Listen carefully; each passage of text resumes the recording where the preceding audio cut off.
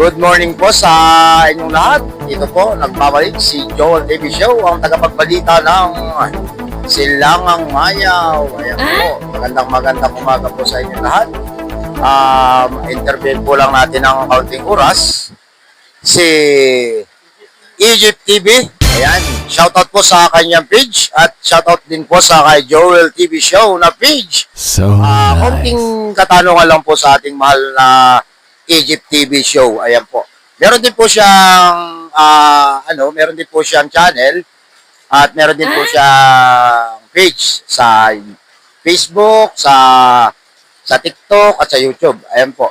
Konting interview lang, idol. Anong masasabi mo ba sa nangyayari sa kaguluhan ngayon sa ating kataas-taasang sa kataas-taasan po natin? Ano pong masasabi mo sa kaguluhan ngayon sa ating bansa?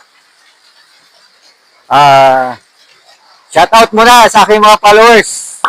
Nice. Shoutout ko sa inyo lahat. Sa lahat ng mga followers ko, shoutout po lahat. Ang masasabi ko lang, idol, sa kaguluhan sa loob ng Senado ngayon. Ayan, pakita mo yung nangyari sa atin. Tayo binabahan na. Yan.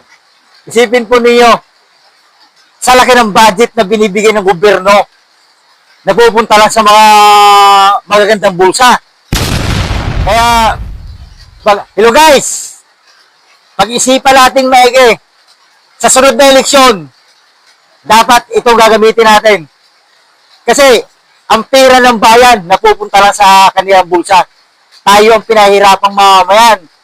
Kaya nagsimula sa gulo ngayon, nagsisimula ang gulo sa matataas na posisyon, hindi sa mahihirap. Okay guys, salamat! Salamat! Po, nakakinig po natin ang panayam ng ating mahal na vlogger na si Egypt TV. Ayan. Salamat po sa konting interview, idol. Ayan, meron pa sasabihin si idol. Ano pa, idol? Ang pahabol ko, ganito.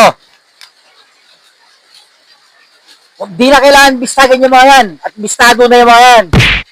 Hindi amin ang magnanakaw. Kahit anong pitpitin mo yan, wala nga amin dyan. Kundi, dapat bigyan ng action kagad yan. Para maniniwala ang tao sa ginagawa ng gobyerno natin. Okay guys, salamat! Shoutout sa inyo lahat! Po, napakaganda po na sinabi ng ating mahal na si Egypt Show. Ayan, salamat po sa inyong pakinig at magandang umaga po. At maraming salamat po sa mga nanood ng ating video. Thank you and God bless.